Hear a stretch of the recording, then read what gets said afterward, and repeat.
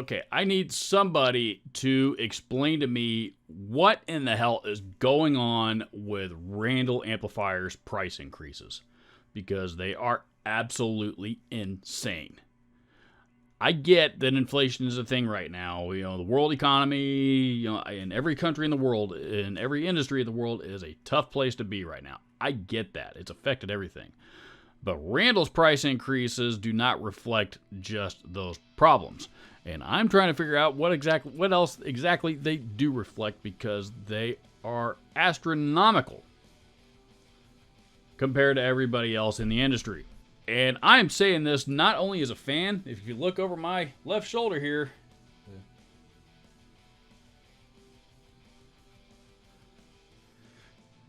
and I'm saying this not only as a fan, but as a user.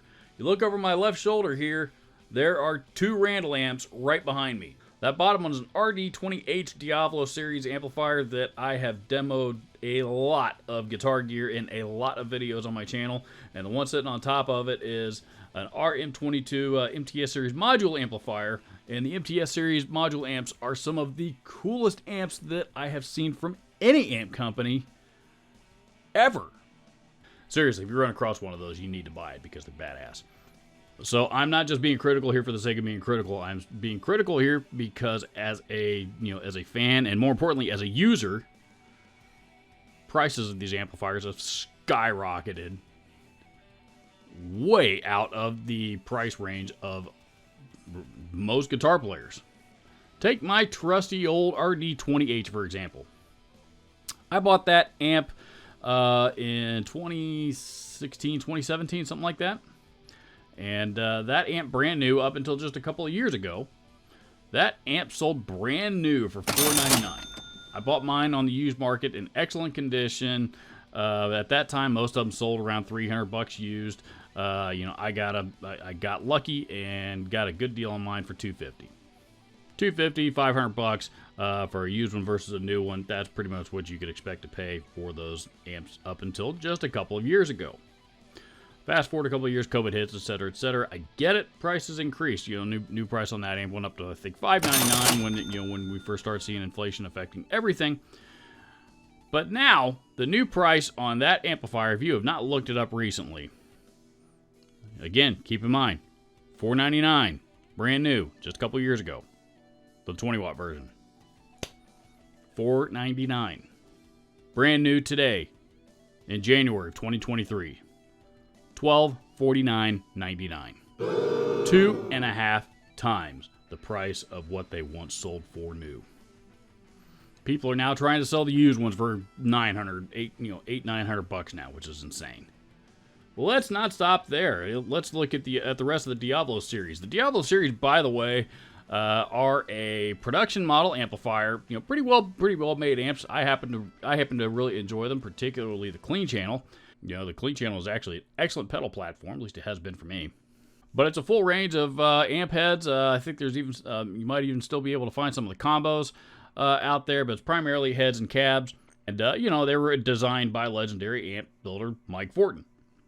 Made overseas again with the idea being that you're getting a Mike Fortin designed amplifier without the Fortin amps price tag, because Fortin amps are ridiculously expensive. And there's a wide range, ranging anywhere from a 1-watt head all the way up to a 100-watt head. There's also a 5-watt, a 20-watt, a 45-watt, and I think that's it. And then there's also a 112 and a 212 and a 412 cab. A couple of each. You can get one with the vintage 30s in it, or you can get another one with a more inexpensive speaker in it. Still pretty good sounding cab. So let's start with the 100-watt head, shall we? That head used to sell brand new for about $1,000. I think just under it at $999. Again, going back a couple years, the same time frame that I'm talking about now. That head brand new today, January of 2023. $2,279.99. Who the hell is going to pay almost $2,300 for an amp made in China? Especially when that kind of money, or far less in a lot of cases can get you something that's made in the UK, or that's made in the US, or made in the UK, or any number of other places. Again, I'm not knocking stuff made in China, but one of the advantages to gear being made in China is the cost, and it's simple economics. That's what this is about. If you look at the other end of the spectrum, the 1 watt head, for example, the 1 watt head and the 5 watt head, really the only difference between those two is the wattage. They're pretty much the exact same amp. Just the power section is a little bit different. Same preamp section, same controls and everything. So it's a 1 watt head with I think 4 knobs on it. Brand new, $649. 5 watt head, brand new, $799. I don't recall what the 45 watt head is, but you get the pricing is, but you get the idea. The 412 cab, and again, keep in mind these are import 412 cabinets. The Vintage 30 cabinet in particular, which is a good sounding Vintage 30 cabinet in my opinion. I really like that cab. Brand new, once upon a time, $800-900 I think it sold for.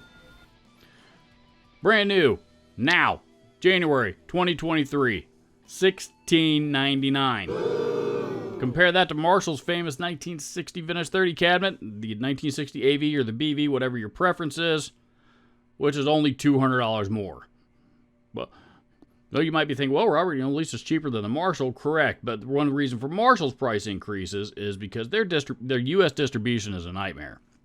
And it's almost, basically they ended their distribution with, I think Korg distributed Marshall for years and years and years, and then they ended that relationship about 10 or 12 years ago, and in favor of self-distributing over here in the U.S., I believe. And so, long story short, their import costs from the U.K. over here to the U.S. are a primary reason why Marshall's prices have increased. But even with that, they have not increased to the same degree that Randall's has. But that's just an example of the import stuff. If you look at the, some of their higher end stuff, like the Randall Thrashers, for example, which I believe are made in the U.S. At least they were one time. Randall Thrashers, the 100 watt version at one time I think sold brand new for like $15.99 I think off the top of my head, give or take. That amp is now selling brand new for over $3,000. The 50 watt smaller version of that head used to sell for for under $1,000, I believe. It's now up over $2,000. You get what I'm driving at here. Randall's price increases have absolutely gone through the roof, and with no explanation why they have increased this much.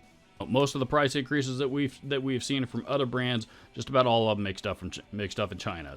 So import costs on gear from Asia has not gone up anywhere near to the extent that it has on gear from UK and other places in Europe. Price of components has gone up, I'm sure. Labor cost has gone up, I'm sure. Of course, I recognize price of fuel. Everybody knows price of fuel has gone up, though that seems to be getting better here, at least at the moment, but not enough that it's going to trickle down to the rest of the economy anytime soon. We're seeing anywhere from double to, almost triple the price increases with Randall amps than we are with pretty much any other guitar gear company out there right now. It's absolutely insane. I love Randall amps, quite honestly. I would love to own more of them, but until these prices come down to something a lot more reasonable than what they are, there is just not there simply is not the same value there that there once was. Plain and simple. Plain and simple. So many musicians out there, guitar players in particular, buy based on value.